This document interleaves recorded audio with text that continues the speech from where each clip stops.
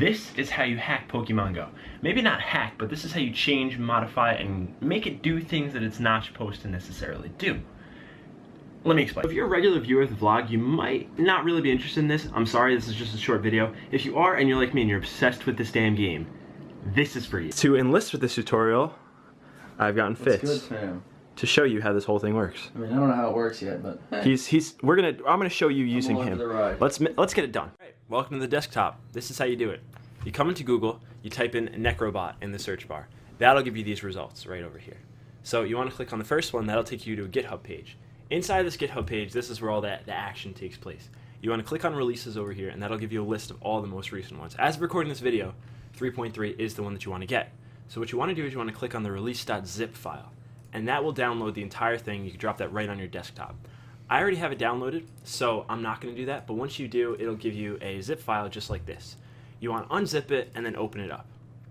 Now once that folder's opened up, you'll see you have your release folder right here. You want to open that up, run the NecroBot exe once just to establish the logs and config file, and then you want to click in. Once you're in this config file, it's going to present you with auth.json and config.json.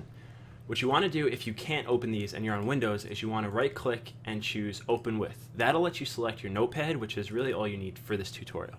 Then that'll bring you to a page like this, and this will have your auth type, your refresh token, username, password, all that stuff. This is where you log in to the program. So what you want to do here is you want to choose whether you sign into a Pokemon Trainer account or you sign into a Google account. If you're in a Google account, then you want to change this to Google. If you're in Pokemon Trainer, you do PTC. So for this example, I'm doing PTC. This is where you type in your username and password. Make sure they're in quotes because initially this will all be nulled out. You want to put them in quotes. Same goes for Google. So if you're doing Google, type Google and change the Googles. If you're doing PTC, type PTC and change your PTC account. That's it. And click save and you're moving on. Next, you want to go into the config.json file.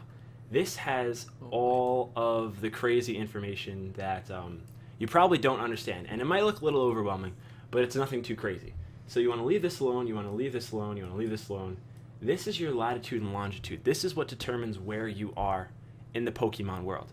So if you want to go to Santa Monica, you could Google the coordinates of Santa Monica Pier, put them in, and that's where you are. If you want to be in New York City, you put them in, and that's where you are. Right now, the default is set to Central Park. So as soon as you load this up, you'll be loading in Central Park, and you'll be good. Now, all of these you could kind of play around with. They're pretty self-explanatory. This one is if you want to use lucky eggs while evolving. I have it to false. It'll probably default to true. What that does is it'll turn on a lucky egg every time it evolves, and it'll automatically evolve for you. You have the max travel distance. You probably want to make that pretty high because I think the default is 1,000. If you add a few zeros on there, it'll move a lot farther. And you could really just kind of play around with it. It's all in plain English, so it's easy to understand. You could either turn it true is on, false is off, and the numbers are pretty self-explanatory.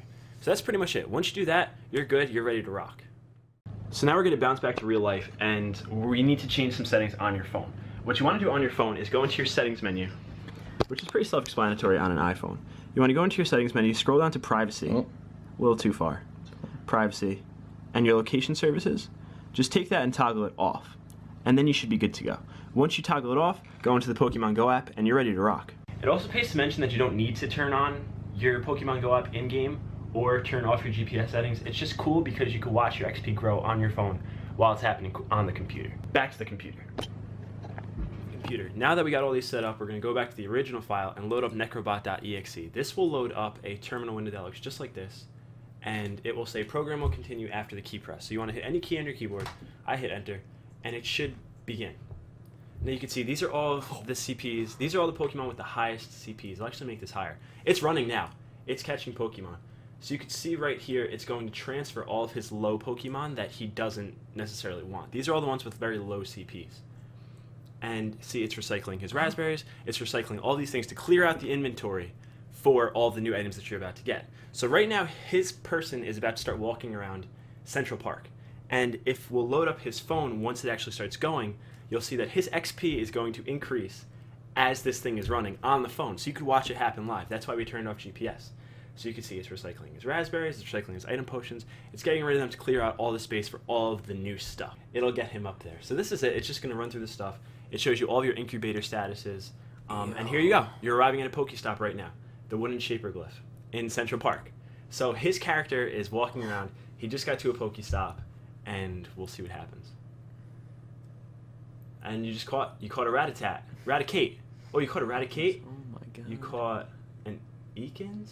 You just got to another Pokestop, and he just got 3 Pokeballs. He got a Glyph. He's arriving at another Pokestop. So this is happening live as we speak. And his phone is sitting right here in the middle of the ocean. And yet all of these scripts are putting him in Central Park. It's getting him Pokemon. This works. It's legit, I swear. And what I'm going to do now is I'm going to record his phone so you could literally see the XP going up live as we speak. So you can see as this script runs in the background, this XP meter is going to go up and up and up as things get caught. Oh my god, it is changing. See, it's changing live on camera. I didn't even notice that. And you could let this script run and run and run so and run and run. When it started before, it got rid of all my items, right? So what it does is when it starts, you can set it all in the config file that you set up. It will get rid of your items up to a certain amount, so it clears room for all the new stuff that you're about to get. Because you can see it's going through Pokemons and stuff.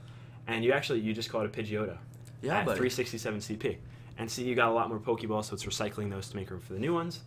And you can see if you go into your Pokédex and you check your journal, actually. If you check your journal, you can see that you're literally catching Pokemon live. So what it's doing right now is it's looking for sniping Pokemon. See? There they are. I want the Dratinis. So that's pretty much it. I mean, that's all there is to it for this tutorial. That is all there is. You load up the script, you follow those instructions, you put in your Gmail, your PTC, whatever it may be, and then you run the script, and you can see it on the camera, on the phone. It's literally, you're getting it live. It's like he's in Grand Central Park making tons of XP, and he's going to rank up in no time. And that's it. That's all there is to it. So you come here, his XP is going up live as we speak while this thing is running. So, if you enjoyed this video, please leave a thumbs up, comment, like, subscribe. This is a vlogging channel. This is not really a tutorial channel, so I'm sorry that this is a little bit different, but I figured I should get this out there for all the people that are so obsessed with the game, like I am. Fitz, what do you think? I think this is awesome. It's pretty neat, huh? It works. I swear to you, it's legit. Follow these steps, and you'll be a happy Pokemon trainer. And you'll never have to leave your house. It's great. So thank you so much for watching. I'll see you in the next one. Peace.